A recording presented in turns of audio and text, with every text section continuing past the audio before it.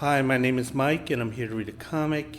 And today's comic is Conan the Barbarian, issue number 6, dated June 1971. This was a terrific read. I loved the story was pretty good, but I really loved the art.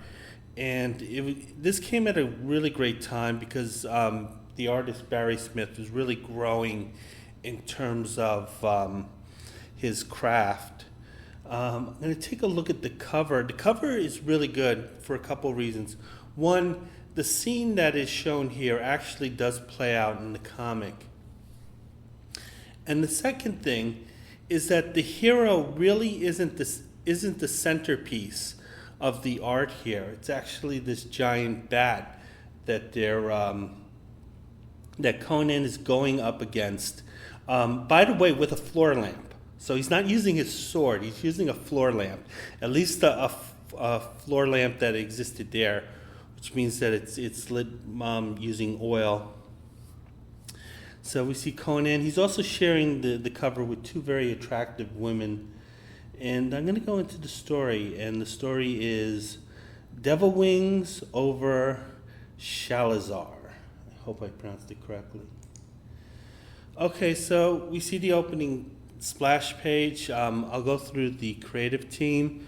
Roy Thomas wrote it. He did a pretty good job. There is some kind of like overly flowery prose in it, but it wasn't really a big deal.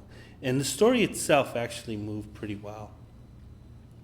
The artist, as I had mentioned, is Barry Smith. This is when he was really kind of growing as an artist. He had started his career in Marvel. It was sort of interesting. What had happened was, I believe, a year before he started working at Marvel, Barry Smith was at an event which was hosted by Stan Lee. And Barry Smith was talking to Stan Lee, and he was telling him what a huge fan he was of the comic books, how he loved the characters, the art. And Stan Lee, kind of being an insincere glad-hander, who, just wants to please everyone, even though he doesn't really want to get involved with them, was sort of saying, hey, you know what, you drop by our offices and we'll have a job for you, because I believe in you, you young man. You just keep reaching for the stars. Barry Smith took this to heart. A year later, he was able to get the money to fly from England to New York, which is not an easy thing to do in those days, in terms of both cost and actually, going about it. But nevertheless, Barry Smith, totally listening to Stan Lee, taking him at his word, went to the offices of Marvel, and Stan Lee was, I heard, basically like, who the hell is he? And the thing is, I think what had happened was that Smith had explained the story, and Stan Lee was a little embarrassed because he didn't expect anyone to take him that seriously. But nevertheless, Barry Smith did come over, and Stan Lee did give him some assignments. And when you look at Barry Smith's earlier work, it kind of seems like a cross of Jack Kirby and Jim Steranko. And I think for the first few comics, including the one that I had reviewed earlier, that Daredevil, he had continued with the style. But by this point, he was abandoning that. I think you could start seeing some of the changes really after the first Conan, and even within the first Conan, because the first issue looked very much like a Kirby book, but by the second and definitely the third story, The Grim Grey God, that's when his art changed. Oh, by the way, there's something also interesting with the Conan, the way they were produced. Issue 5 was actually drawn before issue 3. And what had happened was that, originally that was the schedule, so that's what Smith followed. But Roy Thomas figured that the flow would work better if they used what they had done in what they intended to do for issue 5. They moved it up to number 3, and then what was originally issue 3 ended up being issue 5. So you'll see a digression in the artwork, but that was due to that particular editorial decision. Smith, at this point, was pretty much developing his own style. It was a beautiful style. And one of the unsung heroes of this book is Sal Buscema. Sal Buscema is the editor. And what he did was, he knew Barry Smith was the star. And it was his pencils that he needed to highlight. And that's exactly what he did. Because Sal did not impose his style on the art. Some inkers, I should say, not editors, do that. Klaus Janson is probably the most noteworthy. Even though I do love Klaus's work, but he would definitely kind of hijack some of those pencils sometimes. But Sal didn't do that. Sal was a good co-worker and he was a good colleague, and he let Barry Smith shine, and shine he did. And also one kind of an unsung hero is the colorist. The colors are beautiful in this issue. Much of the story occurs at night, so it's really kind of difficult to get that kind of look, given the limitations in the colors they can use. But they did a great job here. So getting into the story, we see Conan. At this point, he still has his helmet with the two horns. This is the issue where that goes away. Kind of interesting how it's done. Conan, he's looking neat. I'm not going to say he looks clean because he probably smells awful. But nevertheless, he's very neat looking. He is. The only hair he has is on his head and on his eyebrows, and probably in his nose. But he is completely hairless. I mean, he looks like a fantasy for so many people. And he's in the city of Shalazar. And apparently that the city has a really terrible reputation as being a really dangerous place, even during the barbarian era. But nevertheless, Conan has to eat, so he's trying to kind of ply his wares into doing that. And he's helped by a couple of thieves. And basically, if you remember The Sopranos' second season, do you remember those guys, Matt and Sean? Basically, this is Matt and Sean. And it turns out that these two incompetent clowns, they had broken into a goldsmith. They had stolen some wares, but it was 3 pieces, made of solid gold. But the thing is, they're fighting over the split, because obviously there's 2 of them, and there are 3 pieces. So they're kind of disagreeing on how the split should be. Conan, ever helpful, he sees this, and he comes down from the wall that he was on. He swoops down, and he makes him a deal. He says, basically, listen, give me the other piece. It'll be 3-3-3, and everyone will be happy. Sean and Matt, they definitely disagree with that math, because they'll kick up the Tony Soprano, but they're not going to kick up the Conan. We are for the money. The money? The boss money. Oh, the money. Okay, yeah, sure, sure. Get Tony's money. So the 2 start a fight, and just like with Matt and Sean, one of the thieves stabs his compadre.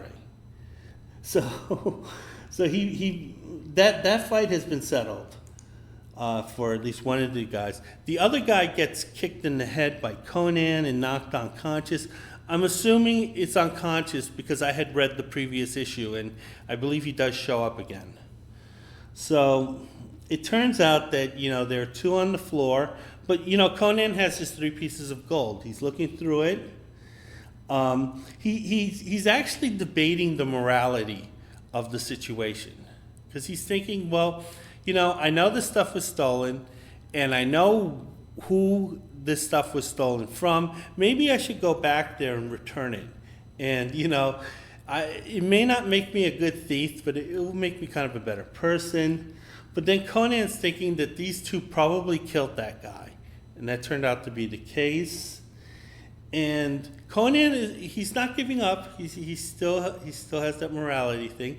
He's thinking, well, maybe I should go to the heirs and find the relatives of this goldsmith and maybe give them their estate, their rightful share. But Conan's thinking, I won't be able to find them, and what the hell, they'll probably misspend it. And it's better off with me if anything else. And to a degree, I can understand what Conan is going through, because when I find money on the street, I actually do feel bad for the person who lost it, even though I'm happy that I'm the one who ended up with it. But like when I see cash like that, I don't celebrate. I just accept the situation. So anyway, Conan, he accepts the situation of these two thieves, one dead, one unconscious, and he leaves. He's trying to think that maybe all this kind of high-end abstract thinking is too much for him, and he kind of needs to be a little inebriated. There is an all-night bar there. One of the hostesses, kind of warns him that, hey, walking around at night, excuse me, that walking around at night, with money is kind of dangerous. Conan is saying, yeah, I kind of noticed that. But nevertheless, he goes into the bar, and Conan, he's trying to figure out how to spend his wares.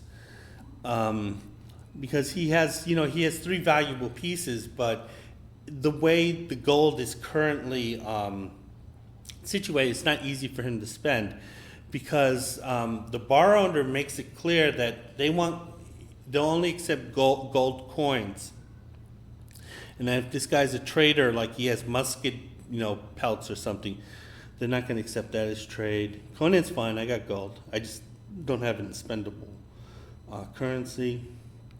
Nevertheless, Conan does get his drink, and he also gets the attention of a young woman who's working there, and it turns out that her name is Jenna, and she's beautifully drawn. Jenna is a character that actually did kind of hang around for a few issues. I think the last time I saw her in the Conan book was issue 13, and she was basically in a lagoon of crap, and that's sort of how they ended that character. But I always kind of liked her. She did have some spunk. She had a little bit on the ball. She was not trustworthy at all. That was one of the things. And Conan was kind of slow to catch on. I never got like Captain Save-A-Ho energy from Conan when he was with Jenna. I think he genuinely liked her. So anyway, the two are dancing, and Jenna's like talking about her life. She's being pretty honest here, because she's saying things that she's not. What she's saying isn't buttering Conan up, but Conan, he likes these conversations.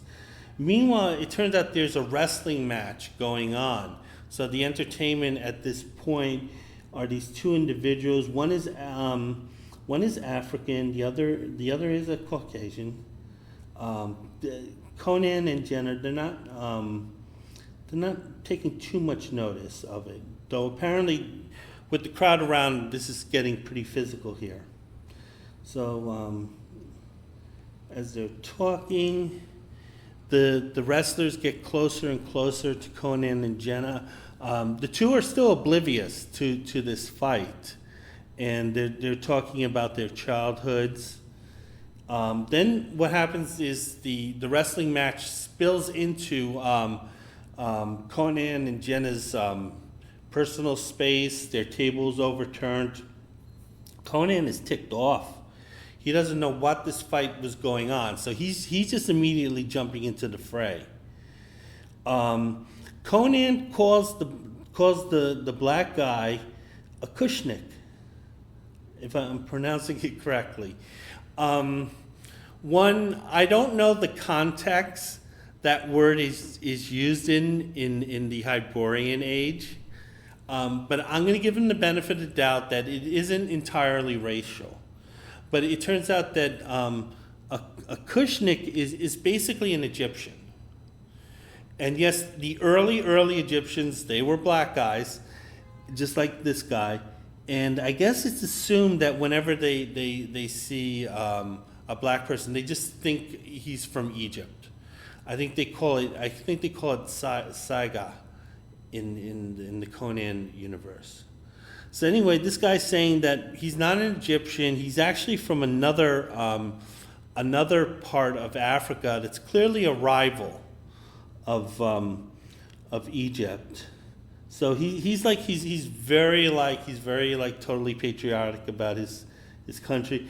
Conan doesn't care. Conan's like, he says, listen, I don't care if you're the crown prince of that place or that other place. I'll make you a prince in hell if you come near me. So Conan is totally pissed off. The wrestlers are not looking for that type of fight. And the other wrestler is sort of calming Conan down, saying, listen, we weren't taking our fight that seriously. You shouldn't be taking this fight that seriously also.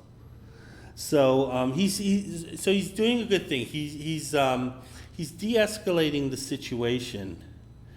Jenna's trying to score points with Conan by saying, hey, listen, I have the package that you have with all the gold. I didn't run off with it.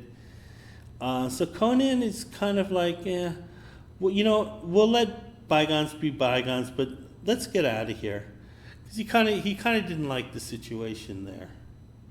And he's talking about his homeland, how things, are different in those rural areas. So anyway, Conan, he's leaving. Jenna's leaving with him. So whatever employment deal that Jenna had with this establishment, she's willing to put at risk for Conan. And she also knows the area. But it turns out that Jenna has a way of melting down that gold. So that's why she's willing to throw away that bar job, is because she's hoping for a cut of the money. It turns out that Jenna, I think she calls him his uncle. But anyway, there's an older man who's a goldsmith, and he obviously has a kind of a very friendly, I guess kind of like an uncle niece relationship, and the goldsmith, he's talking to Conan. He's explaining the issue about the gold, where he kind of knows what had happened to the other goldsmith, and he's saying, listen, I can help you out. I can recast this stuff because they're going to be looking for these specific pieces. And if I can recast it to look like something else, it'll be easier to carry, and you'll be able to avoid suspicion. So the goldsmith melts down the 3 pieces of gold that Conan had stolen from the thieves. He turns it into a heart. So it's in the shape of a heart. Conan's impressed, but nevertheless he's concerned about the practical value, because he needs to spend this gold, because he's not a saver, and he's not a hoarder. If Conan gets some gold, he's going to immediately try to fill some need with it. So that's what Conan's concerned with, because he's like, hey, it's going to be tough to spend this thing. But nevertheless, this is what he's been given. He's with Jenna. They left the goldsmith. Apparently, this is not like any type of friends with benefits situation, because the goldsmith is not showing any type of jealousy toward Conan. The two are walking out of the city, and again, this is all happening at night, so it's sort of like lit by moonlight. And again, the colors are so beautiful. And even here, when you see the smelting of the gold, and just the kind of that look, that glowing look that you would expect from something that hot, it's in here on this page.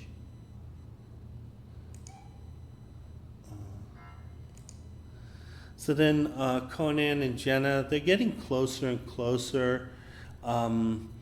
Obviously, from this point, you can understand the attraction. Now, this is where Conan loses his helmet. Jenna doesn't really like it because the helmet's kind of getting in the way. It's a little sharp.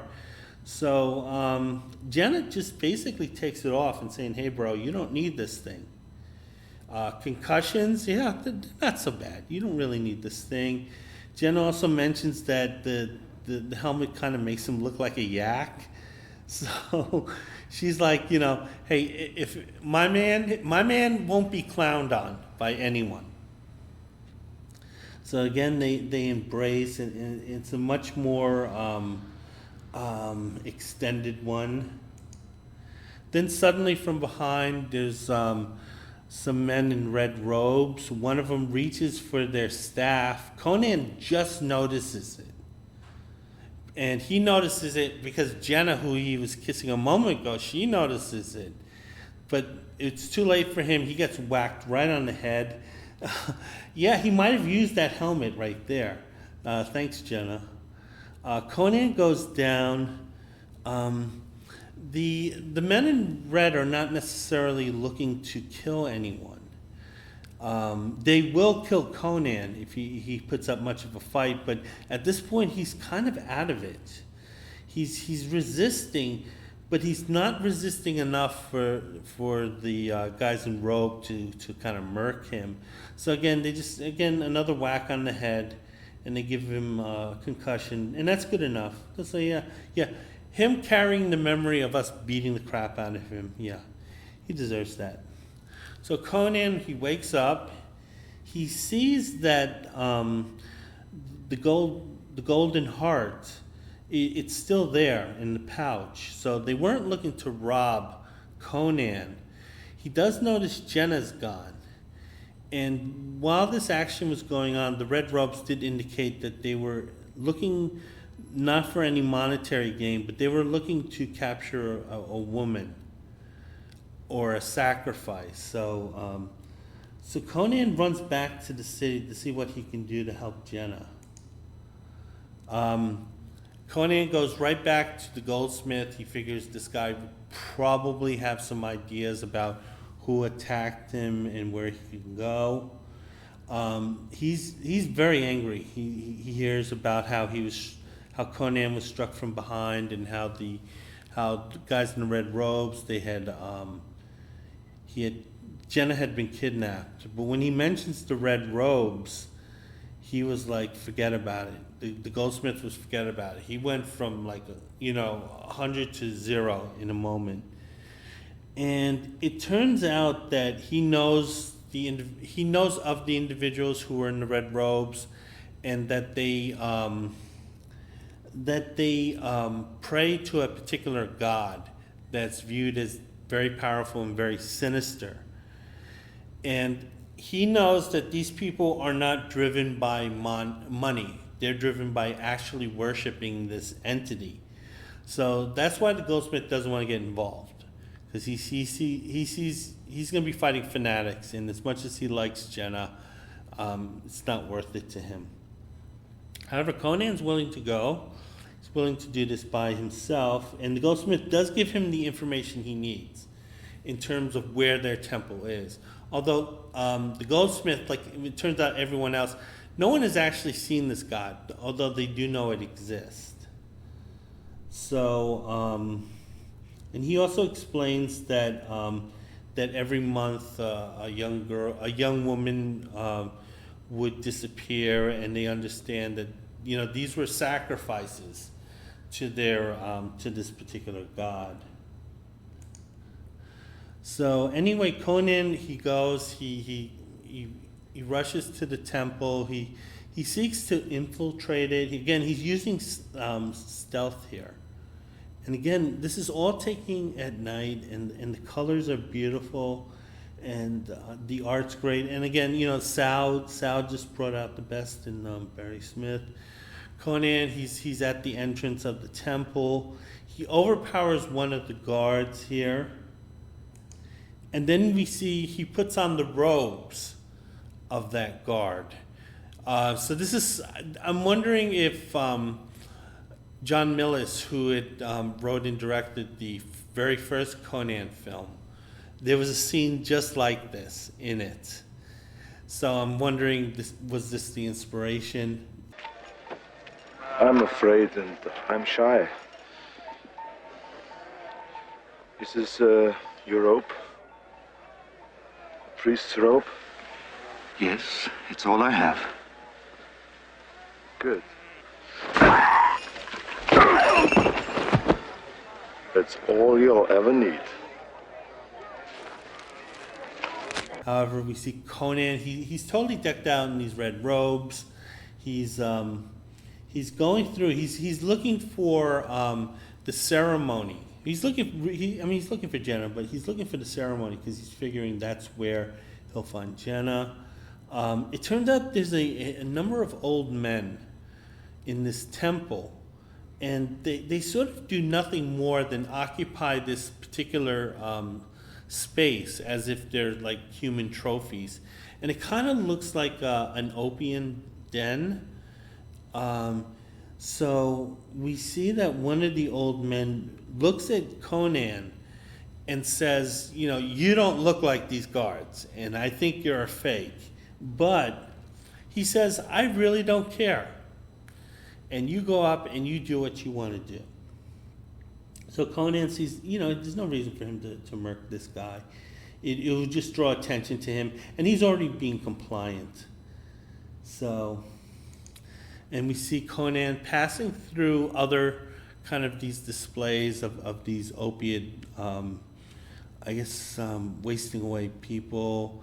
Some of them are kind of laughing at Conan, saying kind of move your ass, stuff like that, because the ceremony's beginning. And Conan walks into the auditorium where the ceremony is. I should mention the temple has a huge open space. So it's shaped like what you would expect a temple from that time would look, but rather than being complete, there is sort of a kind of a passageway in the middle of it. And when you see the demon, it will make sense. Conan is watching the ceremony. Beautifully drawn artwork here.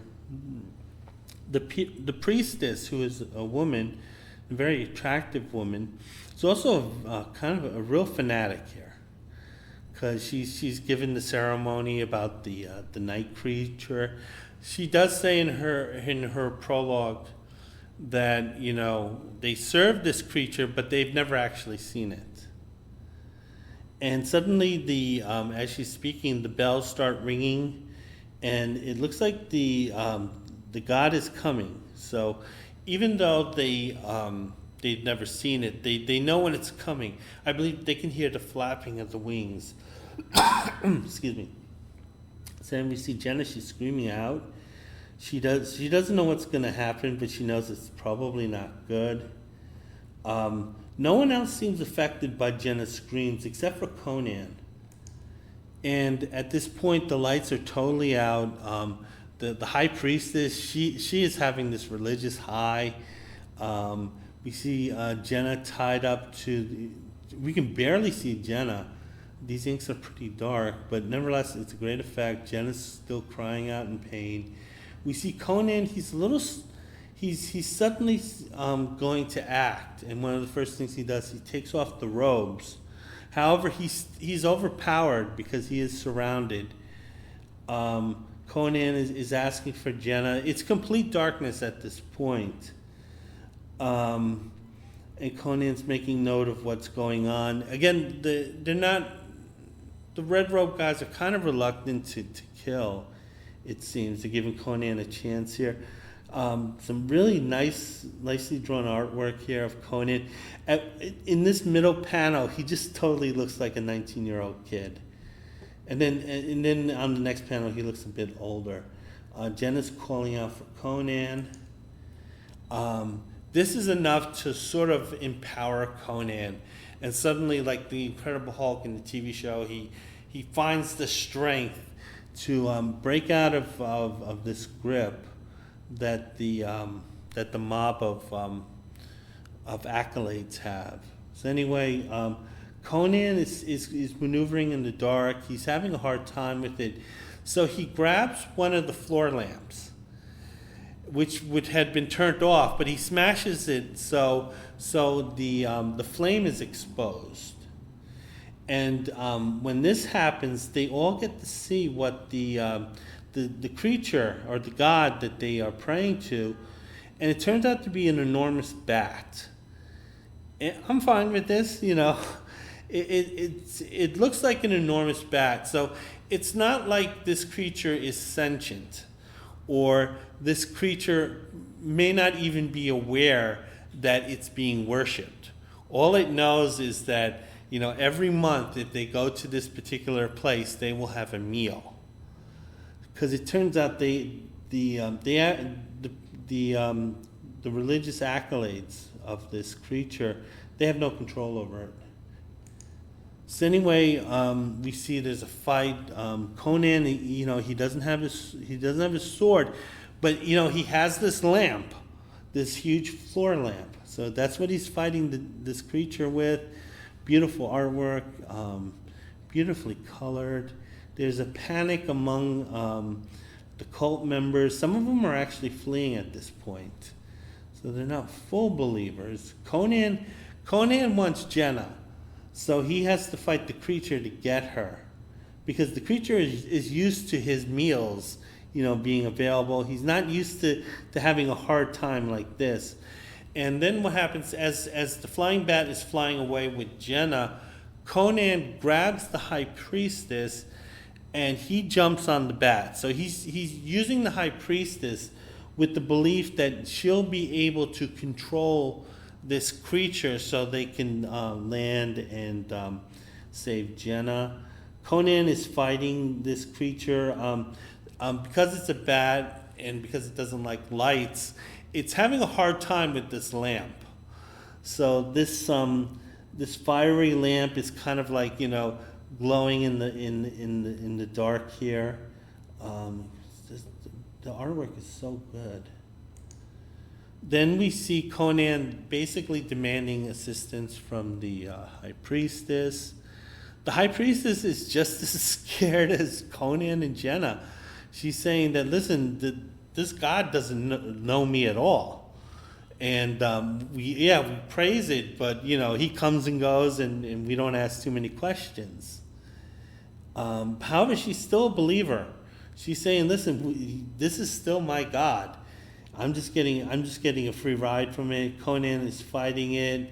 We can see the lamp is still burning, which is important. Conan is approaching this as, I'm fighting a huge beast, but the High Priestess is like, you're fighting my God. So she's not going to allow Conan to harm the god, and she's willing to put her own life on the line. So she goes and she pushes Conan off the back of the bat. So Conan's in free fall. He can't believe that Conan wants to kill this creature to save his girl, and he's like, "Are you for a hoe? Really?" That's how the High Priestess sees it. However, because of the weight of the three individuals and because of the whole thing with the lit floor lamp, the bat god is kind of tired, and he's having a hard time kind of fighting back. So he's getting lower and lower. They're out of the city, but at this point they're on the ground. Conan, they're close to the ground. Conan gets the bat to drop them because he just takes the lamp and he just smashes it into the bat's mouth. The bat's freaking out.